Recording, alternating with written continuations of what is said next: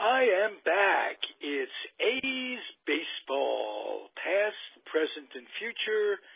I'm Ralph Tyko with the Comfortably Zoned Radio Network, and this is a very, very important episode. I am proud to introduce the new co-host of A's Baseball, past, present, and future, Nancy Finley. How are Hello. you, Nancy? I'm fine, thank you. Thank you for having me. It's our pleasure. As a network, my pleasure as an individual. We've gotten to know each other on the phone over the past few days, and you are the perfect person to replace Patrick Tracy, who has gone on the permanent DL.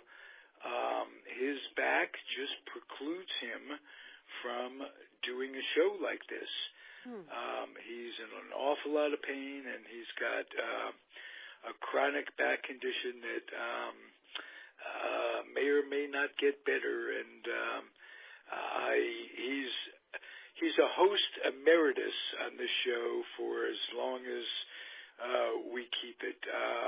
And anytime you want to call in, Patrick, and say hi, you know you're certainly welcome. Well, I wish Patrick all the best. If he comes back, there'll be the three of us. And okay. That'll be a delight. The name Finley, sounds familiar to a lot of A's fans. And I want to keep it out there, the history. It should be. There should be Finley fries or something named after us. I would settle for right. You would think that it isn't just a coincidence that a Nancy Finley gets to be on the show about the A's. Is it just the name, Nancy? Are you pulling my tail, or do you have some connects with the Finley clan? I'll bet you do.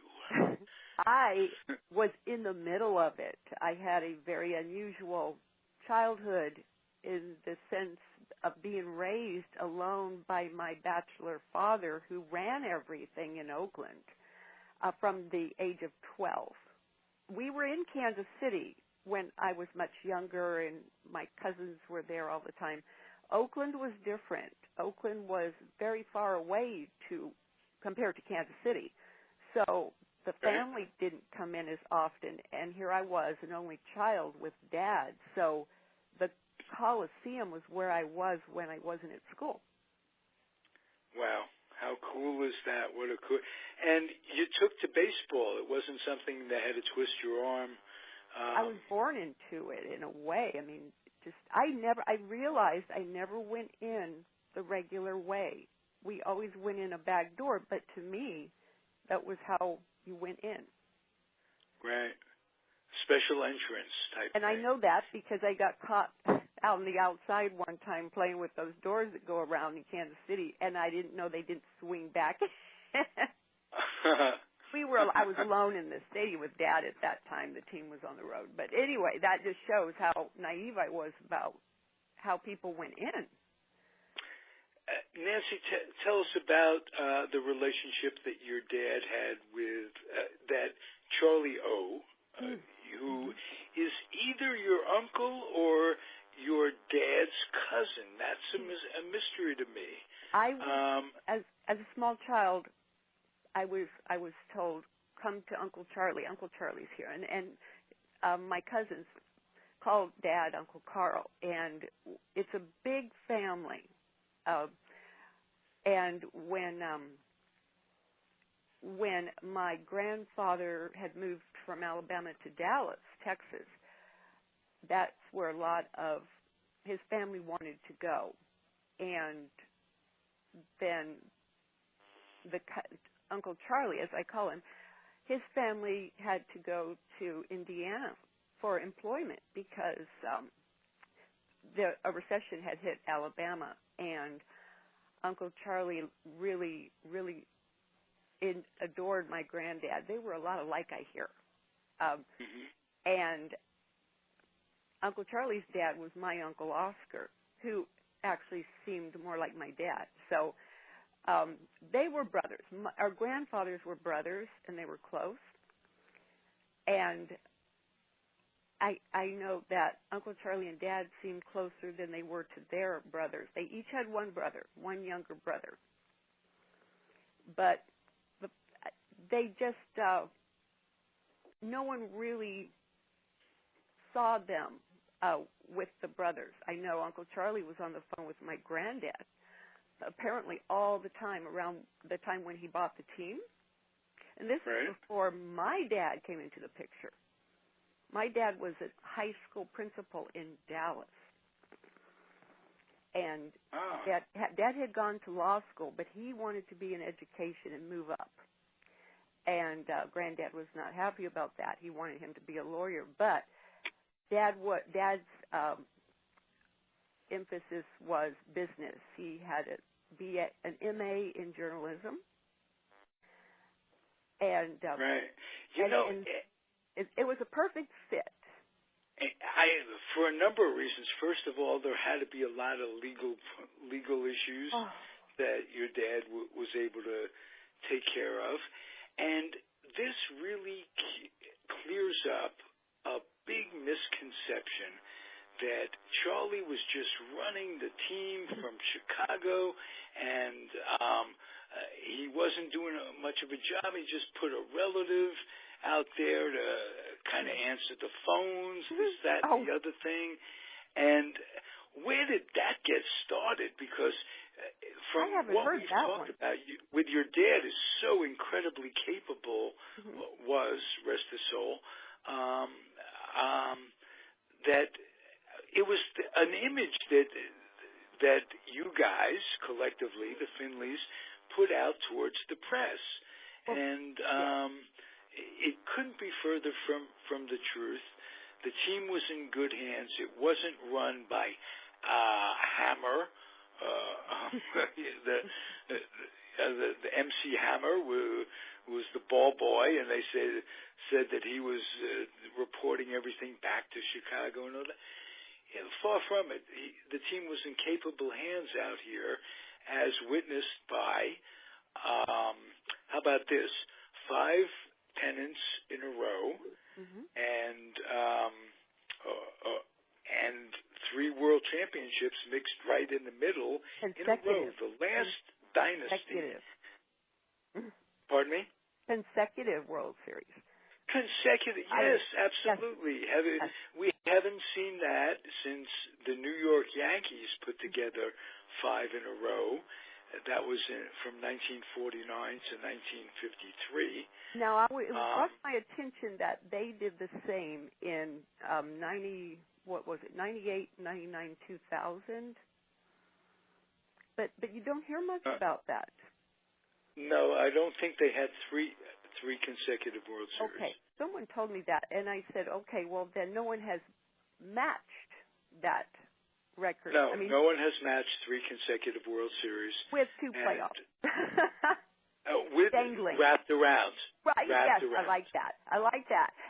And remember, people have to remember that when Dad came in, he did not have any MLB background, and the same for Uncle Charlie. He owned an insurance company. And I know a lot of people have asked, well, didn't he play at all? Wasn't he involved in anything? Yes, maybe he played on a team in his hometown or something, but it wasn't. People want to hear that there's some kind of background, because within 10 years, look where they were. Well, he was considered to be your Uncle Charlie, and a baseball innovator. Besides having built that team, having scouted and signed players like Catfish Hunter, gave him the nickname. Odom, and he had a flair for nicknames and showmanship. He also had a lot of moxie. He asked Spider Blue if he wouldn't change his name to True Blue, and Spider told him no in kind of uncertain terms. But Vida was still a really great player, so just, that's fine. Right. No question about that. Yes. a lot of the players had disagreements with Mr. Finley, but you know what? It bound them together. It did. And they were like one thing that they. Yes, they were his kids. Yeah. He looked at them like that. And some people look at their animals like kids too. You know. Yes. I understand that. It was with Charlie. Well, actually, I don't know if you know this, but Uncle Charlie had a weak spot for animals. Oh yeah, with the mule and the caged monkeys, the petting zoo in Kansas City. And that's before my time as an I followed them when I was in New York. They were almost, when they were in Kansas City, they were almost a farm team. That was until they were purchased by us. That's true. Right. They were. And then when we took over, the petting zoo was created. Actually, Uncle Charlie put $500,000 of his own money into that stadium because he was so excited. I have a 1961 Sports Illustrated article that's really good, and it talks about what was being done. And it's before everything hit the fan, and that happened in August 61. But this article was from June 61, and it was before Dad joined, and it talks about the caged monkeys, and they were named after uncles of Uncle Charlie's. You know, you get that. Really? Yes. Interesting that I named my dog, my kid's dog, when he was a little boy, I named him after an aunt who I particularly disliked in the family. Oh, and my. Just to be a smartass, yes. One of my father's aunts. And my kid thought that Aunt Sonia was Soda. So really? He called the dog Soda and had to rename the dog Soda. But well, I know Morgan. My husband Morgan if he has trouble in law, if he goes up against other parties, and if he has trouble with them, he might name something like a mole he's going after in his garden. He might name it after that person. But that's okay. Well, I'm glad other people take their frustrations and out the way I do. That's it. Well, let me tell you something that tell the audience something that they may not know. How did a self-made man accumulate enough money to buy, become an owner in Major League Baseball? Things were a little different then. He didn't cost him $60 million to get for a down payment, but at that time, those premiums coming in. Right. Well, I'll tell you what. This innovator in baseball, and he was a terrific innovator in baseball. But preceding that, whatever the word is, was his flair for the insurance business, not only as an insurance agent, but as an entrepreneurial genius. He was, unfortunately, he was stricken with what he had, the same thing Red Shadings had, TB, yes. Tuberculosis. Oh, yeah, the whole family's talked about that. Oh, yes. Right, and he gets to spend, sadly enough, a year in a tuberculosis clinic or whatever it was. I know they called them, yes, the place. I don't know. It was just where you had a lot of fresh air. There was a place where you'd go and you'd be set aside from folks because it was very catching and this, that, and the other thing. And he's there and he's communicating with doctors all the time. Just, long day, and he's a bright guy. He's chatting with guys. And just like Thomas Edison or Henry Ford, rather. Henry Ford says, as an inventor, you find the need and you fill it. Mm-hmm. Well, the need for these doctors was not so much life insurance, but because you're dead, you're dead. Yes, And most doctors, most humans, most people know about life insurance, and they insure their debts and they insure their obligations, this, that, and the other thing. But disability insurance for doctors, group disability, he set this up, that a program where he dealt with the AMA. So basically, they did all of the clerical part. They led all the doctors to him. He had a captive audience, and it made sense. You know You're what, a doctor, doctor? you're making X number of dollars. You can't. You lose a hand. You're a surgeon. You lose your eyesight. You're disabled. How are you going to replace your income? Do you know what doctor in Chicago helped his career? His poor health did help his career, exactly. Well, after that, when he started going to other doctors, to sell them on his insurance, Nancy Reagan, Mrs. Reagan, her stepdad was a surgeon in Chicago, last name Davis, and he really, really liked Charlie's personality, and he actually helped refer him and had other doctors purchase insurance that way. Whoa. That's so when they asked Nancy, she didn't just say no to that? Oh, you mean Dr. Davis? Or this no. This is before Nancy Reagan, right? Did you say Nancy Reagan? It was when she was Nancy Davis, before she met Ronald Reagan. Right. Yeah, she was from Queens. I didn't realize that she spent time in the Midwest. It was her stepfather. Her mother had remarried a surgeon in Chicago, and she took his last name. And he helped propel Uncle Charlie's sales, and that's why we had Reagan at the games a lot when he was even just governor and then president. Did he know he was attending? Did he have any idea of where he was at the time? Oh, yes. He always had Dad. The two of them would arrange for him to be at a game. Okay, yeah, and give him a bib and stuff like that. And, he threw the first pitch out in '68. Ronald Reagan. Okay. Mhm. Well, I didn't know that, and I got off course there, but I had to interject. We did. Yes. I'm just wondering his state of mind at the ball game, because he was started out his illustrious career, and I put that in quotes, as an announcer. He'd do ticket tapes and what have you. He recreate baseball games for a radio station.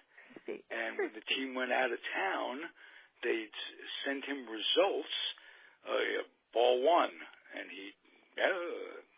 Carl Hubbell throws ball one, that kind of thing. He did that for the Chicago Cubs. I wonder if he ever stood in as an announcer for an inning just for fun. I mean, before. I think he was on with Howard or at one time or another, yeah, would sit in. I don't know if it was a formal inning of announcing, because at that time there was some sort of a cognizant thing that he had going on where I don't think names and events, but by the time, he got to the age where he was getting into politics, I think he didn't. I think he was kind of like almost a puppet, but a tremendously influential guy on the future of the Oakland A's. Who knew? I know. Who knew? Right? Exactly. I remember. Least of all him. He knew very little. They had that. We all had that in common, huh? Hey, what can I tell you? It's knowing that it just seems to be sometimes the less you know, the better. You know how it is. That. You don't have much to think through. People, so you don't have. People don't say. You don't think, well, I can't do that because it just isn't done. Exactly. That was exactly. Hey, listen. You know what I'm going to do? I'm going to introduce now an interview that you did with a gentleman who has added so much to my network. Ian Kahanowitz is just terrific, and he has a show called Genesis, and he recorded an interview with you a while back, is how you and I really got together on doing this. I was so impressed. About a book that you recently wrote. Yes. And why don't you set it up? What's the name of your book? What was the main motivation for your writing it? And how's it doing? Okay, first of all, the name of my book is Finley Ball. It's 2 words, Finley Ball. Right. And I wrote it because I wanted to keep our success. I mean, I don't even think that says it all. I can't even think of a word when you have 3 World Series in a row. I wanted to keep us out in the baseball world and with all the fans who might forget what we did. And let them know, because it was done in it was so unusual to build a team like that in that amount of time, not knowing the profession when you go in. And I just wanted to make sure millennials and whatever is coming next and people know who we are. I know a lot of people still know the name, but I want to make sure it stays out there. And I was saddened when I noticed that I don't see anything in the Bay Area named for us or our players. No, maybe a theme park, like a couple of statues of certain players or something like that. So I wanted downtown. So, yeah, I mean, it could be anywhere in the East Bay. Claudel Washington Boulevard. Oh, you know what? I remember thinking, where is he when they had the 74 reunion? And because I start thinking of names that I don't see, and I just want people to know, and I don't want it buried at all. And I have the replica street, Charley Finley Street, that was given to us after he passed, and they said they were going to put it in Mesa, Arizona.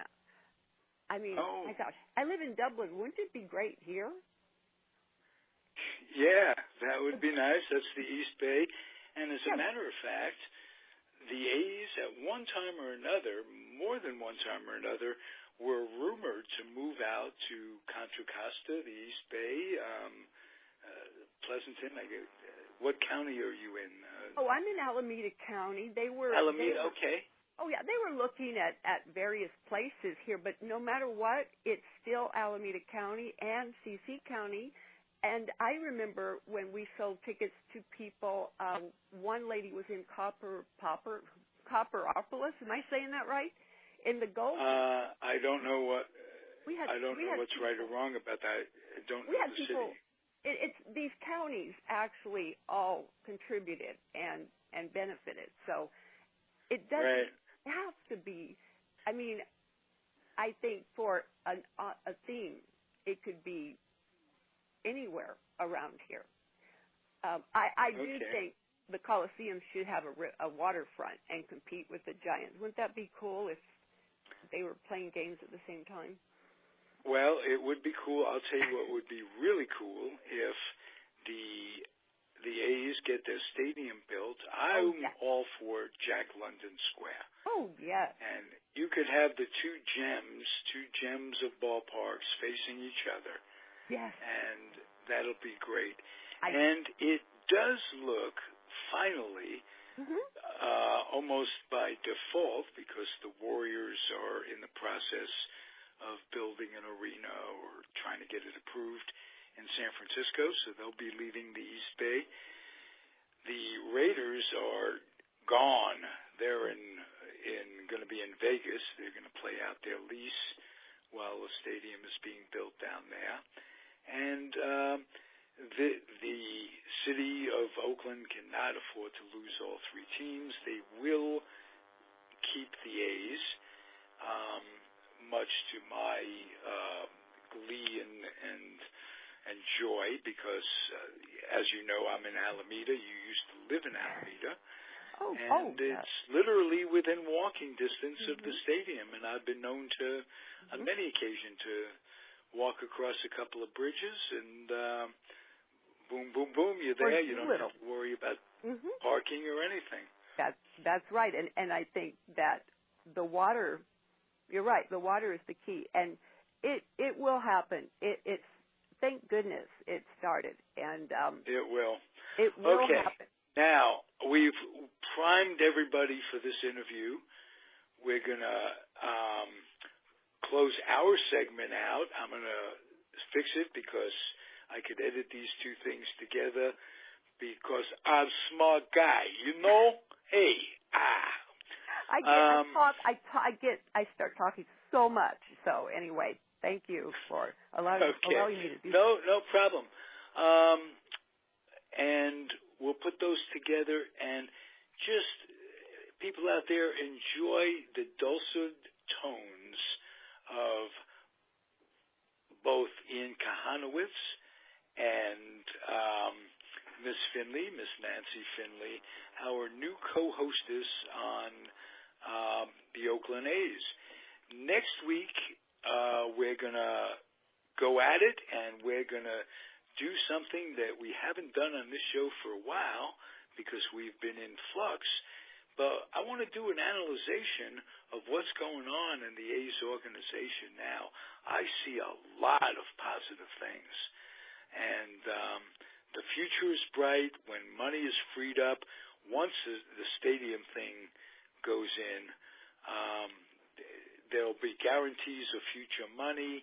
It'll be easy for them to keep up and not have to be on the dole of Major League Baseball not because they're in a small market. Make no mistake, Oakland is not a small market. They've just been playing in a dilapidated ballpark that was once a beautiful baseball stadium. The Raiders came back. Al Davis forced them to close it off and built this Al Davis wall, closed off the view of the Berkeley Hills. That was horrible. It was we got a lot to talk about in the future, and we're going to clear up a lot of misconceptions about Oakland A's history, how things were done, why they were done, and I'm fascinated by the intrigue that set up a veil that Charlie Finley set up so that we didn't know really what the hell was going on at all. And you're going to answer questions, and it's going to be tremendous. So if you're an Oakland A's fan or a baseball fan, keep tuning in to this particular show on the Comfortably Zoned Radio Network. Thank you, Nancy. You're welcome. I am thrilled that you're joining us, and we'll catch you next week. Right. I'm looking forward to it. Same time, same bat channel. Thank you. That's what Al Blumpkin would say. And whatever Al Blumpkin says on this network, you could depend on. Right. Thank you. That's all I'm telling you. You get to know the folks around here. Guests on different shows have different hosts as a guest on your show, and we talk ball, and it's an awful lot of fun. We keep it fun, and I like fun, and it should be fun. it should be. Go by fast. Fun. It should not be get done. I don't remember who said that originally. Some scholar, I'm sure. And you are a scholar. We talked last night. You went to USF. I just want. Am I correct on that? Or? Yes, I broke the mold. My parents went to SMU in Dallas, Texas. Southern Methodist University. Everybody thought that was an oxymoron. Should be Southern Baptist. You're right. And any of that. The university. What are you talking about? Well, go color in the corner. We'll call you when Jesus comes back. But it didn't turn out that way. Who knew, as you said? I know. Okay. I'm holding back from talking anymore because I have so much to say. Okay. And there will be a pop quiz. Scream at me for 2 my weeks. blast. Okay, I know where I'm headed. I know where I'm going, and it's in a handbasket. Okay. All right. See you next week, Nancy. See you all. Okay. See you all next week, everybody. Thank you. Stay tuned for more Nancy with Ian Kahanowitz from Genesis. Adios, everybody.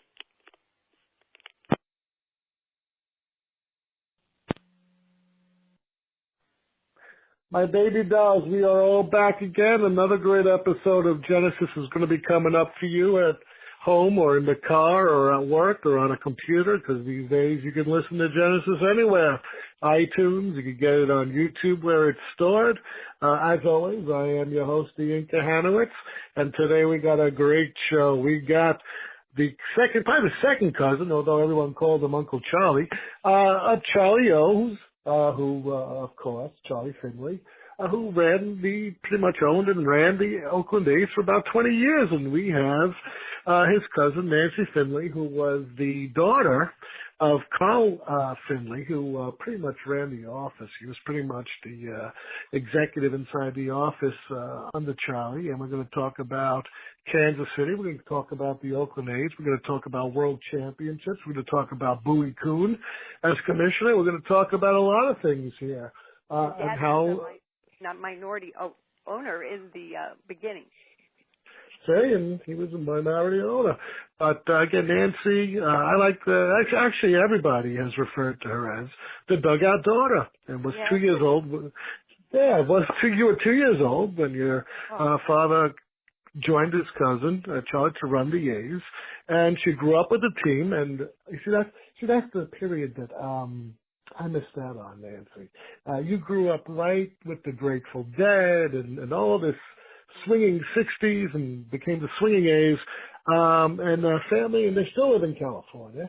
Welcome to the show, Nancy. And I just live out here. I'm still straggling. I came out here because of the A's, and I'm still here.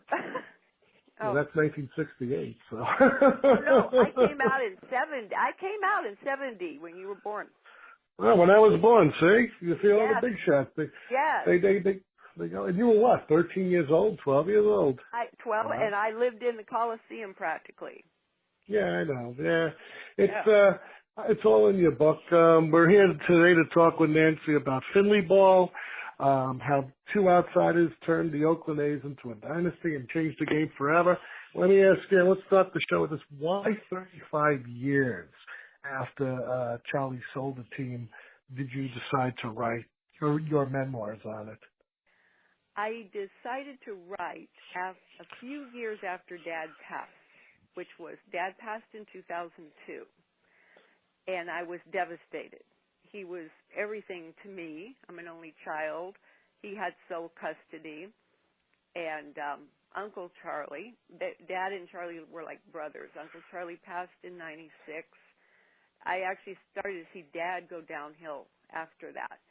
And when Dad passed in 2002, when I was finally getting myself back up, I started writing sort of like a diary of what I remembered.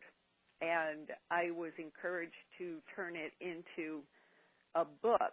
I didn't think it would go at that time, but it helped me feel better. Now, with Dad and Uncle Charlie, they did not like revealing anything about their private life. That's just how the generation they were. So I knew that the books I saw were wrong when they talked about a lot of the background of us. It was wrong, and I forced myself to read some of those books, and I couldn't believe what I was seeing. It was so much false information, hearsay, handed down over and over, and I just thought, I'm really the only one who can change this from what I personally know. And that's the most important thing, because you are a primary witness. That's right. To this era, and you are. Now, let me ask you something. What are some of the things, the misconceptions, and the stuff you read that were not true? Let's talk about some of them. Okay. Number one, I say, would be that we wanted to leave Kansas City. That started in the early to mid. That started all throughout the 1960s. We wanted to move. Always. That was ad nauseum.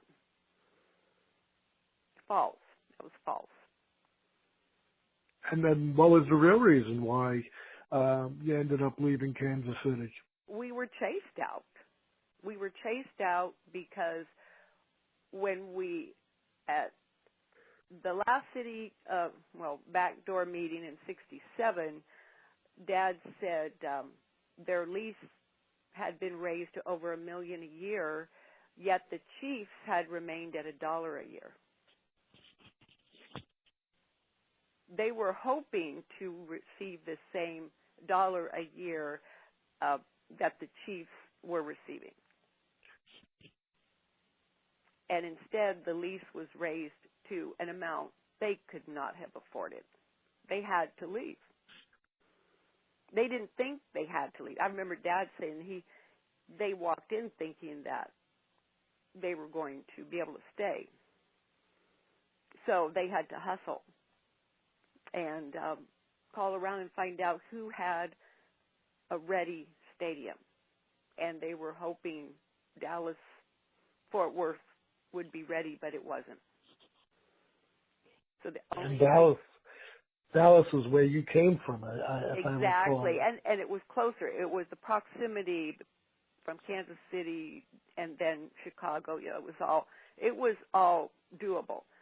The only place that had a ready to move into, furnished, I'd say, that's how I compare it to an apartment, was Oakland.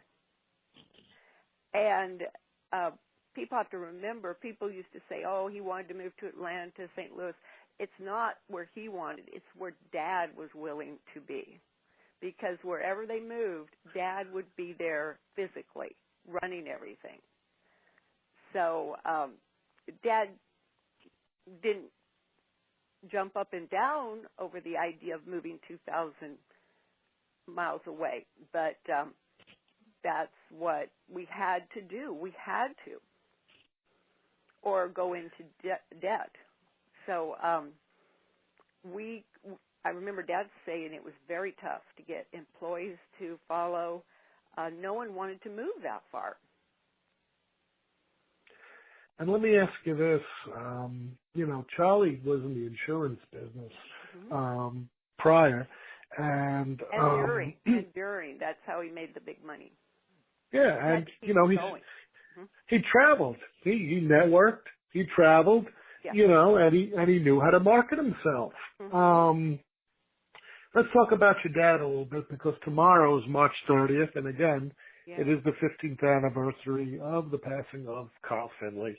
Let's talk about what he did prior to Kansas City and his role with his cousin Charlie. Mm-hmm. Dad was a Dallas, Texas high school principal when Uncle Charlie bought the team, and it was Dad and my granddad, Uncle Charlie's uncle. They acted more like each other. They the family was always talking on the phone with each other, and my granddad and Uncle Charlie probably talked much more about what was happening. Uncle Charlie would call Granddad and tell him the latest, and he would tell Dad. And Dad's goal was to move up to the superintendent level in the state of Texas for education. Dad had attended SMU Law School because his dad wouldn't stop mentioning it, that he wanted Dad to be a lawyer. But Dad did it, but then he went back to education. That was his true love. So Dad had his master's in journalism. He was in his high school, and after Charlie was beat up, the mid part of 61 was when things came to a head with the newspaper. And Charlie had put $500,000 of his own money into renovating that stadium, which also shows he wasn't going to move. But things came to a head. Charlie revealed that the Star editor, sports editor, had expected to stay on the payroll like he did the previous owner, and Charlie refused to keep him on the payroll. And the same went for his writer, sports writer. So that's when the negative press started. There was never any negative press about the previous owner. That was Arnold Johnson. Right, and he had also mentioned... That's Arnold Johnson. And you're talking about Ernie Mel. Now, I want to go back because you just picked up on something which is all related to this coming to a head in 1961. They were the ones who ran Kansas City before Charlie and your dad got in, okay? They ran yeah. Now, what people don't understand is, and you're going to explain it, is that pretty much there was collusion between Johnson, Mel, and the New York Yankees. Why don't you explain? Yes. Johnson apparently owned a percentage with the Yankees in their stadium or the organization, one of those. He had an interest. But he knew Mel. They even looked for property together back in '54 on where to build the stadium. And he was the money Mel used to bring the team to town, the Philadelphia Athletics. So actually, Johnson was never in town. He was also a Kansas City businessman. So who ran the team? It was Mel really running the team. If you look at who was in it, Park Carroll, who had been a Kansas City writer, was the GM in 58 or 59. Who was running that team? So this is something that Uncle Charlie did not know when he walked into that auction, when he was part of the auction.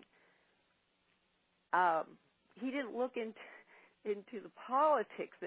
Ernie Mel was there representing a group of Kansas City businessmen who backed him to place a bid. And Charlie came in with the winning bid. And Ernie Mel walked up to him and shook his hand after Mel lost. And then Mel right away recommended Frank Lane as the general manager. Uncle Charlie accepted. He wanted to get off on the right foot, he thought. So I'm looking back thinking it was a recommendation by Mel, and we know what happened with Frank Lane.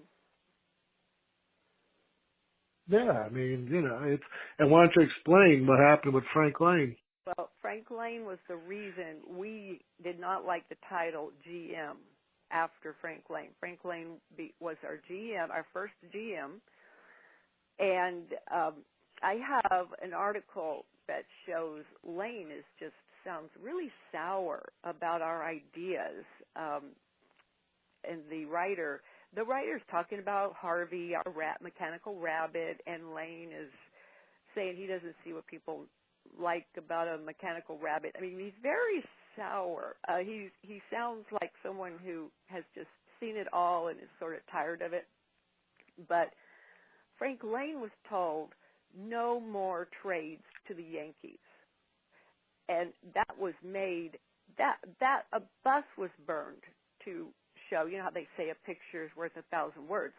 Well, we burned a bus in the field to show no more trades to the Yankees, at least the first year, because of what had happened. All the good players had been traded to the Yankees in the 50s. What does Frank Lane do? He trades to the Yankees without telling Uncle Charley. He says he'll trade to anyone he wants to. And apparently, this is what I heard from my grandfather. Uncle Charley was complaining a lot about what he was hearing from other players about Frank Lane and how it seemed like Frank Lane was trying to stir things up. Frank Lane wanted Joe Gordon fired, who worked with us. So finally, after too many trades to the Yankees, Charlie fired Frank Lane. It was about July or August, 61. And that's when things came to a head, because Frank Lane went to Ernie Mill, his friend, and said he knew Finley was thinking about moving the team. I cannot imagine that being any story where you say someone's just thinking about something. But it was meant to stir things up. And you know, I'm sorry, go ahead, Nancy. No, that's okay. I'm just, anyway, go ahead. I always try to give my guests, time and stuff. But let me ask you, your dad and Charlie literally had to rebuild not only the but the days, literally getting rid of their John McGraw told them, you're a bunch of white elephants back in the early 1900s. Oh, yeah. Oh, yeah. I mean, I have stationery with the elephant that we used up through 65. And so we can say we had two mascots during our ownership, which, I never even remembered the elephant. I just know we had it because it was on our stationery that we inherited. But I look at when Uncle Charlie went to Dad, he was battered, and this was November 61. And he was flying to Dallas, meeting Dad for dinner, and asking his dad's opinion, and also talking to my grandfather. And it was Granddad who also encouraged Dad to leave what Dad was doing and help Charlie. But probably between November 61 and April 62, every weekend, Charlie would have comp tickets waiting at Love Field Airport for Dad to fly to Kansas City on a Friday night and return on a Sunday night. And everything paid for, help me run the team, see how I do it. And it was enticing because while Dad was there, I can just imagine what was in front of him. I mean, Charlie would say, he had him at his hip. They did everything together, and he asked Dad's opinion. And Dad would come back and go back to school Monday morning and not tell anyone where he'd been. Wow. So this was Charlie's way of trying to get him to change his mind, because Dad was 37, never had lived out of the state of Texas, except World War II. And so this would be quite a change for him. And who did he think he was to know anything about running a baseball team? Which is why these guys were two outsiders, insurance and education. You're coming in, but they had brilliant ideas. Another misconception I want to talk about, which you do in the book, is this whole idea, of the A's being cheap. This just wasn't the case. No, it wasn't.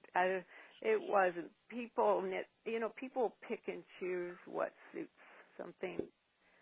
If they want to criticize, and they can find times that makes it look cheap, but yet they leave out the part when there was generosity.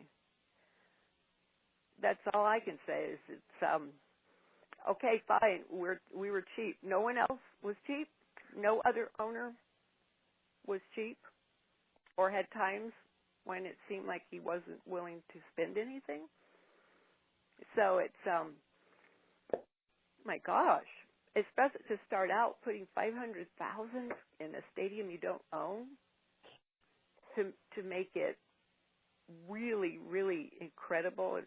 I have by the way, I have a Suburban Kansas City article probably no one has seen from '63, and it says that to read the Star, one would think that the stadium is a slum area, and it says not so. I drove by and it's gorgeous, and he says I encourage all of you to take a drive out to the Kansas City Stadium and see for yourself.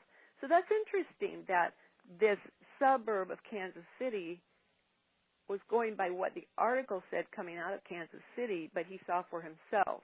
It wasn't as bad as it was being made to sound. So we had the Star fighting us. When we had the Beatles, the Star refused to promote it. They wouldn't take our money for ads to promote it. And then they laughed that it was the only Beatles performance that wasn't a sellout. And the proceeds were going to go to a children's hospital. And Charlie paid $150,000, which was unprecedented in that day, because the Beatles, who are my favorite group, I have over 250 albums around the world, and there's only 14 that have been made, and I spent my life collecting the Beatles. But Charlie himself, he was a master showman, and he put on a Beatle wig himself. Yes, because he saw the future. Yes, I hear the Kansas City Sports Hall of Fame has a picture of our Beatles ticket, but yet then I read, someone sent me an article in 2005 from the Star that said no one bought tickets. What?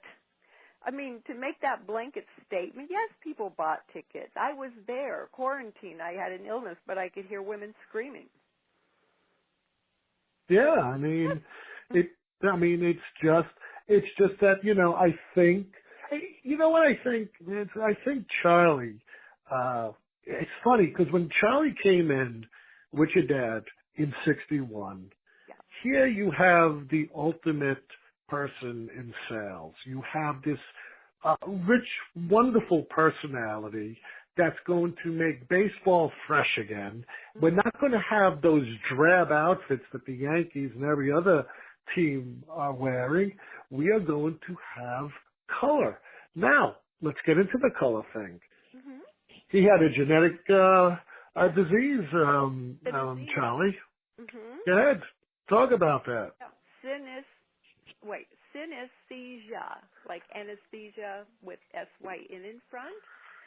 I found out when my daughter was diagnosed, and she was about 10 or 11, and she seemed bothered one day and asked me if I see color in my mind.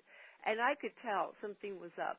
So when Googling mind in color, that syndrome came up. And I found an expert on it and started reading books. There's someone named Dr. Richard Siddewick who has it, and he writes books. One is If It's Tuesday, It's Blue. I mean, it's where people have an extra sense, and it evolves around color.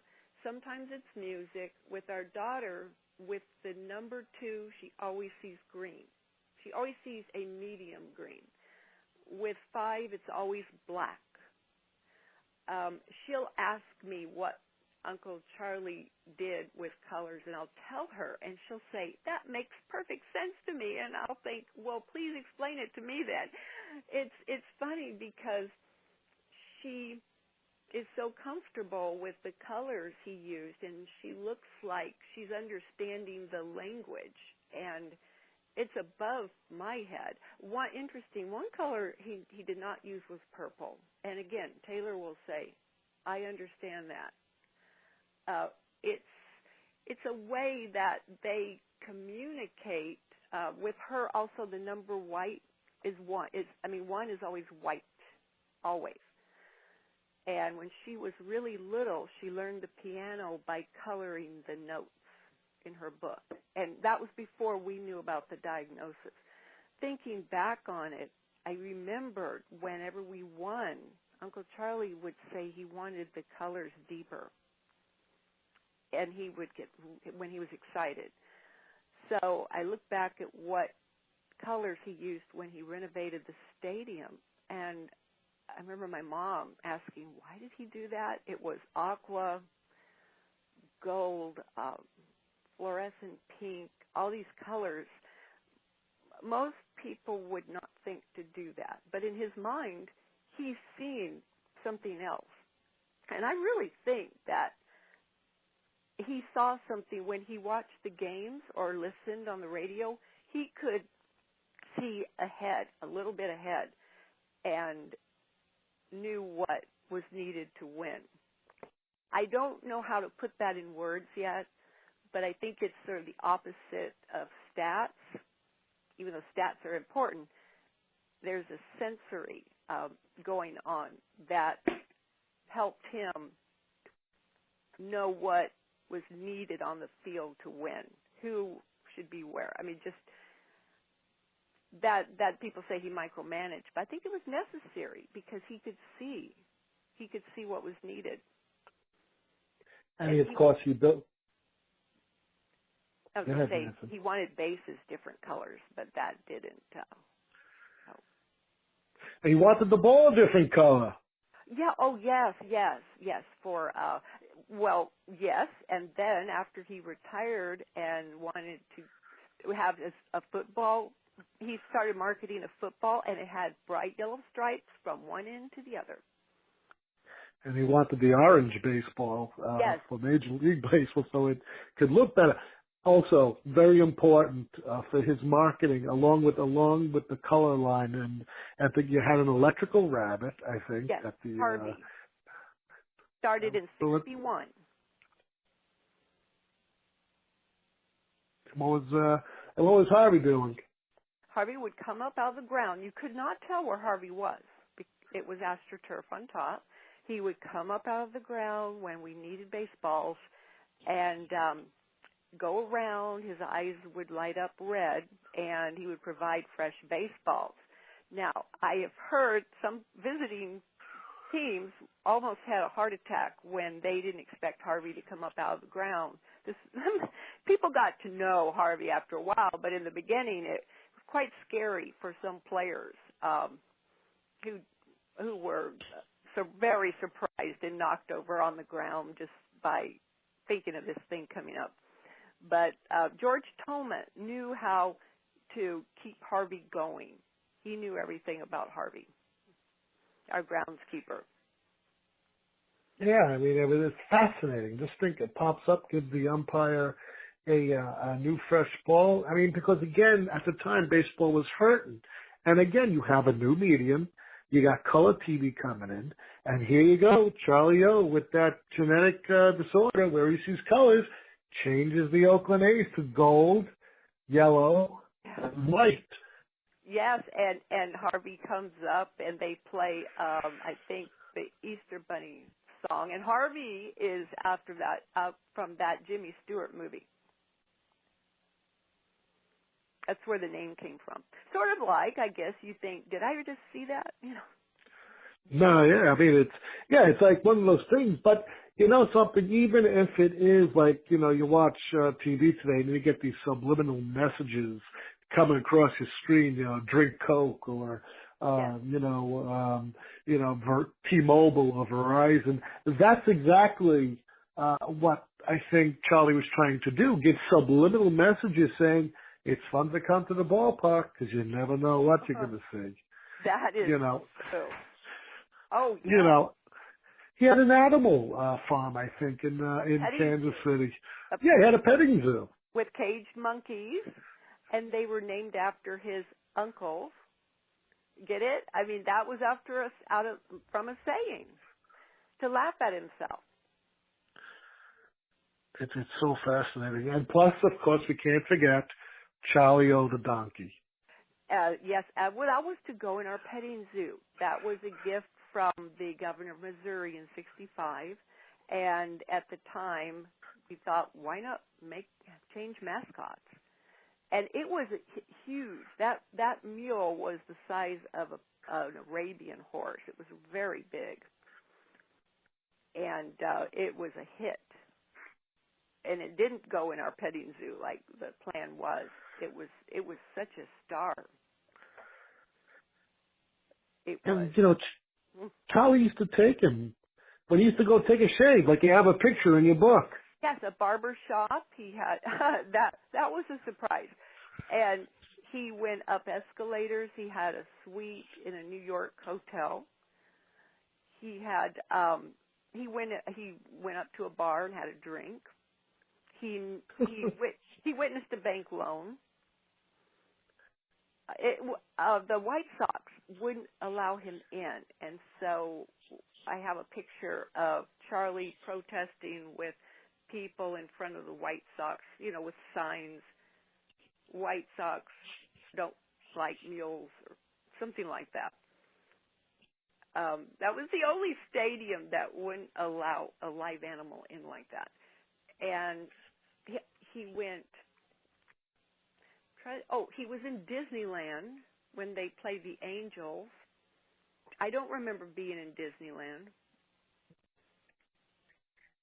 But I have a picture of Uncle Charlie with Charlie O in Disneyland. That's funny. Yeah. That's funny. Also, but in all the marketing stuff, with all the dressing, he was able to put together a stellar team that would end up to go winning 5 straight American League pennants, 3 World Series. And again, how did Charlie and your father put together a team featuring Reggie Jackson, Catfish Hunter, Vida Blue, Raleigh Fingers, Bert Campaneris, Joe Rudy, Sal Bando? By the way, were you at the 50th anniversary reunion last fall with the Oakland A's? Last fall. Yeah, they had a huge reunion. Do you know who Jimmy Driscoll is? He played for the A's in '69. You mean in 2008? No, 2016. About 6 months ago, they had a 50th reunion. Oh, I thought that was going to be in 2018. They had that's probably for Oakland, but the 50th yeah, there was a 50th reunion. In fact, I've had Jimmy on my show. He's coming back next week because we talk about the unions against Bowie Kuhn, and we'll get into Kuhn soon and your view on things. Yeah, but they had a 1981 event, and I asked someone wanted me to ask about a book signing at the stadium, although it didn't matter to me. I just wanted to be at the event because we built the team that created 81, and I wasn't invited. Yep.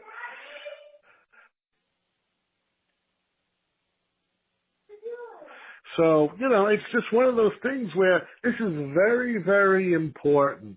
Now, let me ask you this. When the A's were winning the championships, you were a teenager now. What was going on in the front office with Charlie, and what was going on with the team during these 3 actually turbulent years? Well, Charlie was still in Chicago most of the time. I don't remember him sitting in his Oakland office just working because he was back in Chicago, but he was on the phone daily to Dad. And he came in for business meetings with Dad, and he met with people Dad thought he should meet with. But, yes, my family came in for the championships, and that was like a reunion. It was wonderful. And I helped with the World Series and playoff tickets, in a private place. It was just wonderful that we made it to. I mean, I could tell that Dad and Charlie were walking on air and hoping, pinching themselves and hoping that it could stay. It was amazing. Now, during, go ahead. No, we had a small front office. We knew, I think that might have contributed. There wasn't a lot of middle management, and we made sure that our players were cultivated, and we didn't switch out too much. And you know what? A thing about this is, I'm getting back with the cheapness stuff. Charlie gave his players bonuses, which Bowie Kuhn told them to give back. In 72. I know. I'll never understand that. Why isn't that brought up? I mean. But that's why I'm bringing it up. It's controversial. I know. What? That's an example of us. I mean, we felt like if someone does a good job, he should get paid for it. If he doesn't, no. It was not like where you're in a contract and you get paid whether or not you play. But yes, bonuses, and Kuhn made us pay them back. Just didn't. I mean, that's unfair to the players. And Kuhn should not have had power. Kuhn had absolute power, and he abused it. And, of course, at that time, and, I'll send you the shows with, I got the gentleman who wrote about Marvin Miller, and I got Jimmy Driscoll, who I mentioned before was on the A's at the time. And during this time, of course, you had the Players Union, and you had, they fought Bowie Kuhn tooth and nail until, the reserve clause, was lifted and free agency became, the thing of the day.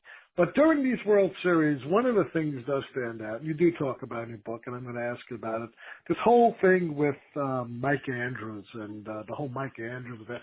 I want you to describe what happened and what went on, and I think it's a fascinating thing. So I'll let you have the floor. Hey.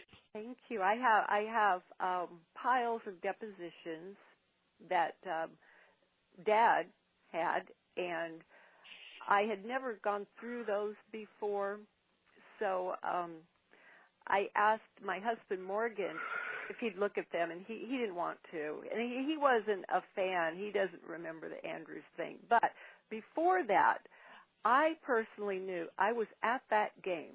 I was there down with my family when we lost, and it was extra innings. And Kuhn was sitting down there.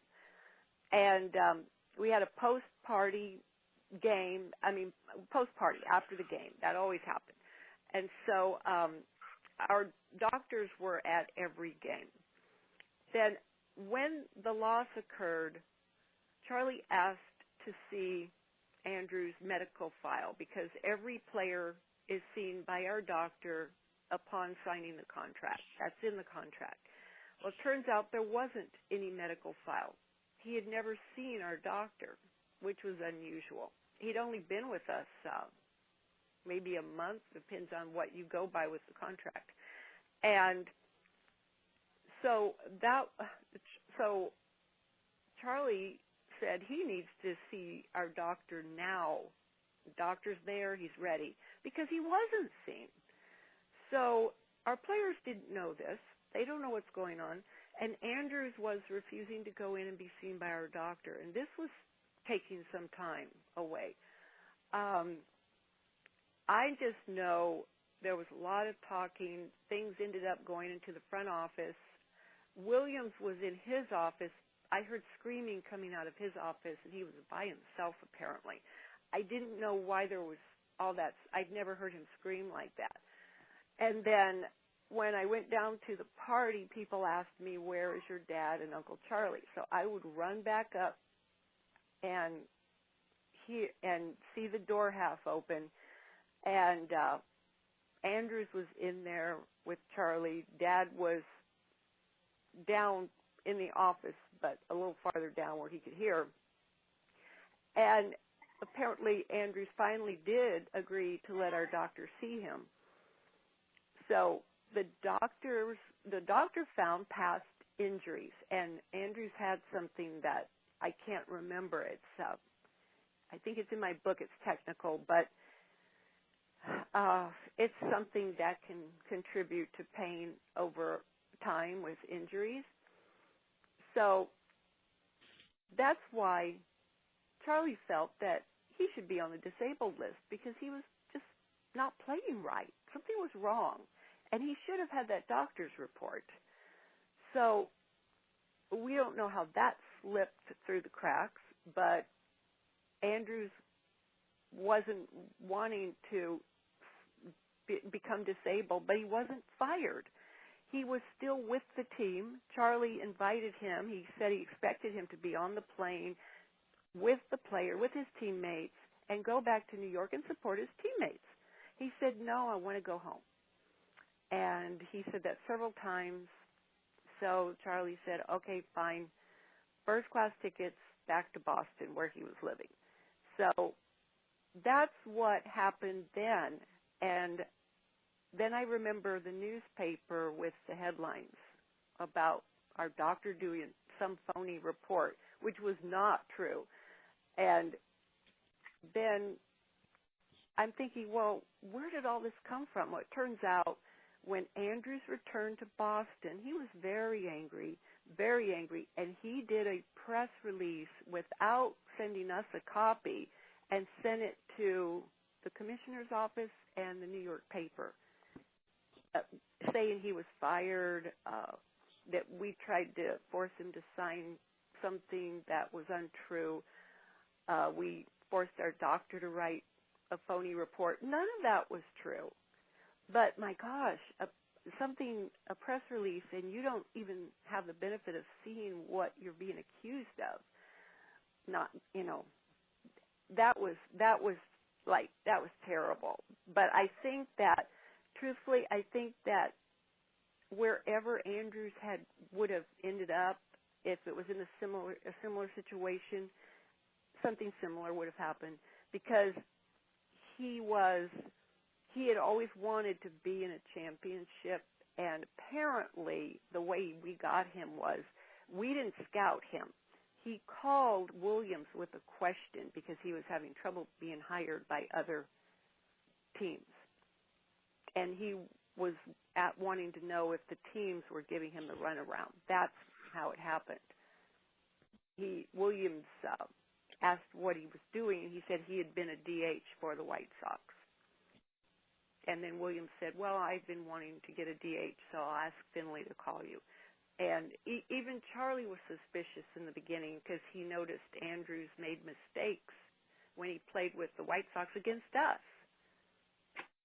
So it took Charlie about a week and a half to 2 weeks to agree to sign him. And any time he went against his instinct, it had a bad ending. So that wasn't his scouting. But it was just a perfect storm of things to happen, and I think Andrews took it out on us. Huh, wow. Yeah, See? I have his original contract, Mm-hmm. And what it says, and in the deposition under oath, Andrews' own words, he's talking about how he didn't want to go in and see the doctor. He felt humiliated. No one was going to watch him. I mean, it was in private, but we needed to have some kind of report. We had one for everyone else. That's just standard. That's on the contract. So my feeling was that when Charlie had his heart attack, right after Andrews signed the contract, he wasn't seen by the doctor. It's just standard for the player to report to the team doctor in the beginning. Just standard. So it's wow. What night, a story. Yeah, that night made it so we asked, can we see the doctor file? No file. So that one thing led to another. And then apparently I heard Dad say Andrews had said he would sign if we'd give him 74, and we wouldn't do that. But, yeah, he was only with us, supposed to be with us through the end of 73. Now let me ask you this. Dick Williams, great manager, did great jobs in 72, 73, 72 without Reggie. Reggie was injured, I think, for the 71. Mm-hmm. Yeah, for the run, but now in 73, you're getting some kind of,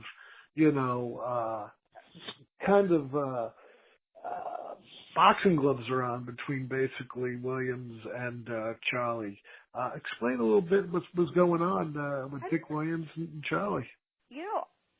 Actually, of all the managers, Charlie told Dad this. He felt he had become friendly. He felt Williams was a friend, and he never really had that with a manager, and that went against what he believed in. He didn't think you should be too friendly with your employees, and he confessed that to Dad, that he felt like he and Williams were friends, and it was awkward, so he needed Dad to be in the position of the boss.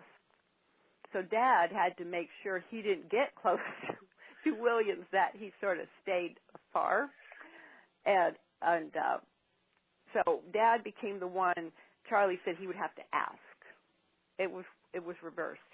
So Williams was, I remember him being just sort of gruff, like if you walked by him, he might acknowledge you. He was just always, he looked like he was always in deep thought. You could tell he was very focused. I heard he was not a people person.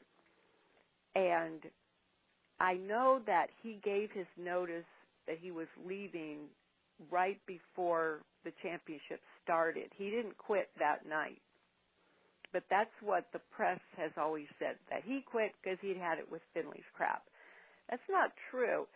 He had given his notice. He said he wanted to get back home to the East Coast, and he was just weary, just wanted to settle down. But he had a good career. He did not seem to be ending on a negative note, but he also complained about a lot of fighting in the locker room. So I don't know. I don't really remember fighting between him and Charlie. If anything, Charlie was trying to mind his whether Williams was happy. Like when he agreed to bring on Andrews, it was because Andrews started calling Williams a lot, asking if he could get Charlie to call him. So Charlie did things to try to keep Williams happy, but Williams didn't leave because Charlie wanted him out. He just wanted to get out of the drama. There was a lot of drama, too much for him. But he said he enjoyed his the career run he had. And, it's funny because almost like for Bronx Zoo a few years later, the A's were battling themselves as well. And now you exit Williams and bring in a more controversial figure in Alvin Dark. It's so bizarre. Dark in 67, when Dad was with Charlie when they fired Dark. And that was after that airplane incident. But Dad said it was one of the most amicable firings they've ever had. And Dark said, those guys are going to make the playoffs by 71. And he was right. Actually, Dad and Charlie had rented a spare room in that hotel for that night because they heard that Dark was seeing a stewardess, and they wanted to put glasses up against the wall. That's why it was. They knew they were going to do that. They knew it. those stinkers, they were just so funny that way. So, but I mean, I said, I remember telling Dad, you were firing him. It was just so amicable. And then they brought him back. I mean, he knew our guys so well. He predicted that, and he was right. So they just felt like, he's the perfect person to continue, and he did. And it's funny because the '74 championship, I think they got the inscription wrong on the trophy, if I'm not mistaken. They did. I have that trophy. Yeah. God. I know. When does that happen? That's funny. I love that. They win it 3 years in a row, for God's sakes. Yeah, you get it wrong. I know. That's too funny. But it's part of history. And you know what? I'd like to talk a little bit about Bowie Kuhn. A lot of people know who have listened to my show that I don't think he was a good commissioner. I think, like we spoke about before the show, I think he did have a power-hungry kind of God complex about himself. Why did he have a vendetta against Charlie? I think it was class. Automatic, like he's below my class level or something. From the first impression of meeting. This is what I heard growing up, that Charlie made that impression. Kuhn was really big on, like, place settings. I don't. Oh, God. This is what I heard, and not a lot of humor. Just, if you can imagine, it would.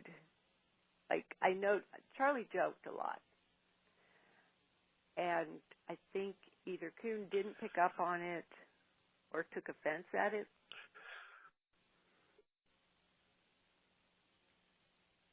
So, the two would not, if they were classmates, they would not get along. I'll put it that way. It's if I was there, I'd be like, because I'm. Everyone always tells me, look, Ian, you're very educated and, and you know a lot, you're well read and you have all these degrees. But when it comes to class, I'm more like Charlie, man. I'm more like a show person, know, and because, I'm animated. And so even my wife, I live in a very small town and I hail from New York City, and they're like, Ian, you're not very classy. And I said, I'm not classy. I never wanted to be classy. I'm classic. I'm a classic case of something, just like Charlie. But I love it because I could just see Charlie and your dad, with the cups up against the wall. I'd be actually screaming in there. What the hell's going on in there? I had someone said once that who made a comment like, who names a meal after himself? Something like, who does that? How would you, it's funny. It's meant to be humorous. I would have appreciated Charlie. I did appreciate Charlie for the most part, growing up and seeing and having my baseball cards. Probably the first time I recognized the World Series was the '75 World Series, where I live up now. But I do have my cards when the A's beat the Dodgers. That's my first recollection. Only due to my baseball cards. I was 4 years old. Now the question is, Finley has to break up the club, and he does it piece by piece. However, again, you got Bowie Kuhn trying to stop him. Why? Why shouldn't we be able to do that? I know. He's in our face. He was in our face. It felt like we were sparring with him, and he was the one being the aggressor. Oh gosh. I mean, Oh my gosh. I remember at spring training once, Charlie wanted to introduce orange baseball, and Coon was there. And Charlie wanted one of the announcers to say, we are going to use Finley orange baseball. And Coon went over to the announcer and said, I know what's happening. You don't have to do it. What was that? What was that all about? yeah, I mean, that's like stirring something up that, why? Yeah, it's just like we mentioned before. I think he had a personal vendetta against your uncle, my cousin. But it hurt. It hurt baseball because Coon was so stubborn and so. It hurt you, yeah. I mean, it trickled down to me. It did. I mean, it literally did. And then out of all this craziness, it's,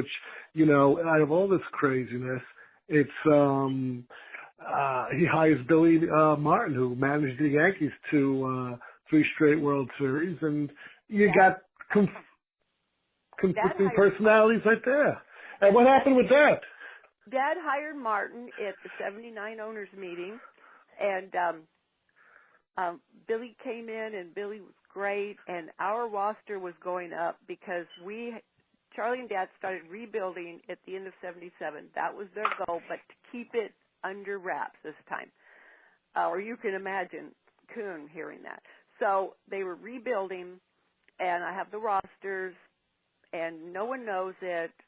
We have negative press about how terrible we are, but then all of a sudden, when in 80, you can see things starting to happen, and then 81, we make it to the playoffs, but unfortunately the team had sold. Dad actually arranged that sale because of a lawsuit that happened in 79, right after the season started, and I know Coon was behind it. It was in federal court, but it was by the city of Oakland, Alameda County, and the Coliseum Board. But why file in federal court? So the causes of action were strange. It said we weren't marketing enough, and our 79 roster wasn't up to MLB standards. Okay, Ricky Henderson was on that roster. They were not up to MLB standards. I will never forget that. I just couldn't believe it because a lot of those guys went on, and they were on our 81 playoff list.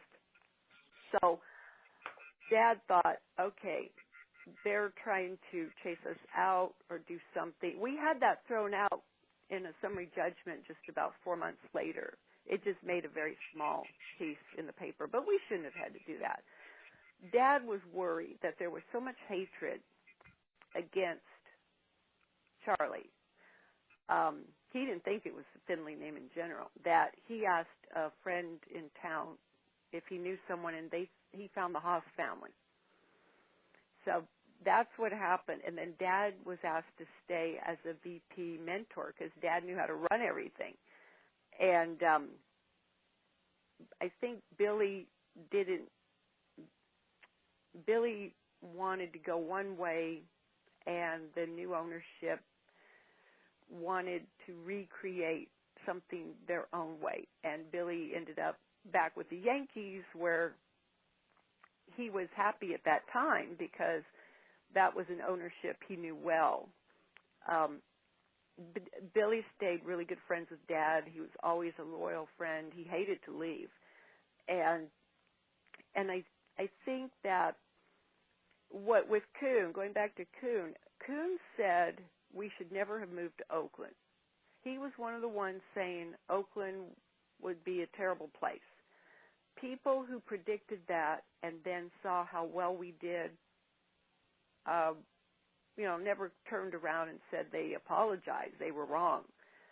I think that was something else that bothered Coon. And it was just constant. I can't believe we went as far as we did with everything in our way. we made it to the playoffs in 75, and then we were second place in 76.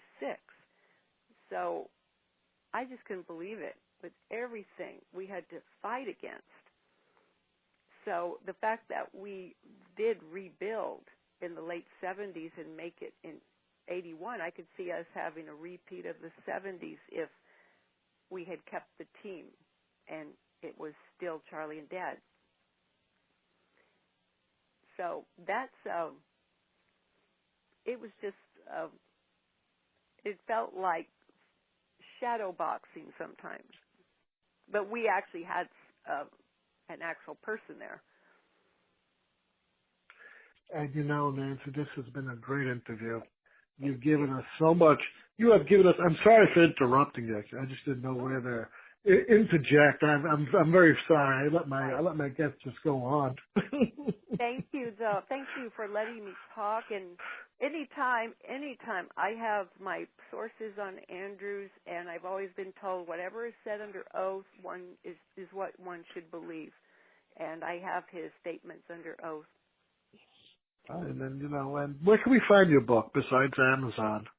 It's at Barnes & Noble, Costco, and it's supposed to be in many independent bookstores. Just call in advance. There's an audio edition also at Barnes & Noble. Hey, it's a fantastic read. I read it last year. I revisited it last weekend again to familiarize myself so I could get ready for the show. I hope I did okay. You did it. I have extra. I intend to put in an expanded edition that there's half that wasn't in. So I can't wait. Oh, just keep my listeners guessing, because the more they guess, the more they're going to go out and buy the book.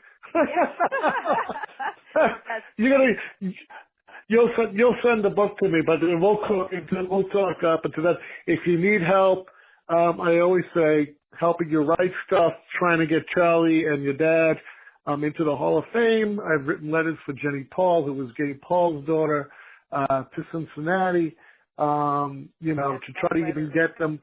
Yeah, I mean, I know your relationship with the current owners of the A's. Mm-hmm. Complicated, but we'll get to that. A lot of owners. It's huge. I mean, well, why isn't there one thing in the stadium mentioning Charlie and your dad? I know. It totally astounds the mind. But again, this is a great read. You heard it from a primary source. It debunks a lot of myths we had on the show today. Hold the line. Because a lot of people just hang up on me after I end the show. But the folks, we had a great time today. We had Nancy Finley. We talked about very important times in baseball. This was a very important show on Genesis. Go out, go get Finley Ball. It's definitely worth the read. I'm in for Mark Weiss, who is, again, on assignment, but, again, he has a real job in New York City, and I get to do this at my leisure. For Mark Weiss, and, of course, for our wonderful guest today, Nancy Finley, and in the immortal words of Edward R. Murrow. Good night, folks. Good luck. We'll see you next time.